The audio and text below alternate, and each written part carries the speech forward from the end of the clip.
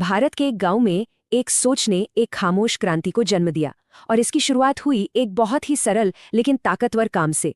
एक ऐतिहासिक फैसले से ठीक पहले गांव के सरपंच शरद राव अरगड़े ने एक ब्लड डोनेशन कैंप लगवाया।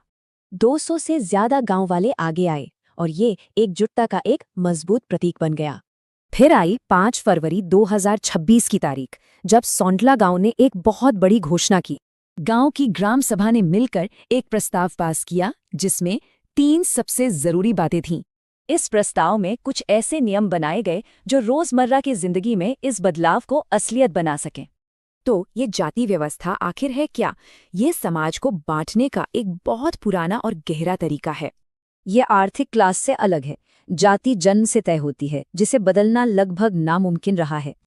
और इसी वजह से सोंडला का शांति और एकता का फैसला और भी ज्यादा हिम्मत वाला और जरूरी हो जाता है। लेकिन ये फैसला रातों रात नहीं लिया गया। इसके पीछे सालों के सामाजिक सुधारों की एक मजबूत नींव थी। महिलाओं को अधिकार देने जैसे कई कदमों ने इस बड़े बदलाव के लिए जमीन तैयार की थी। उनके विधवा प्रथाओं के खिलाफ काम ने तो पूरे महाराष्ट्र में बदलाव की एक लहर ला दी थी। लेकिन सिर्फ घोषणा कर देना ही काफी नहीं है। असली चुनौती तो अब शुरू होती है।